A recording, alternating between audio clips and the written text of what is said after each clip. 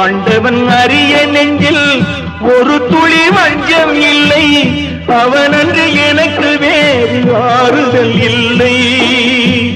மனிதனம்மா மயங்குகிறேன், தவறுக்கு துணிந்த மனிதன் அழுவதில்லையே.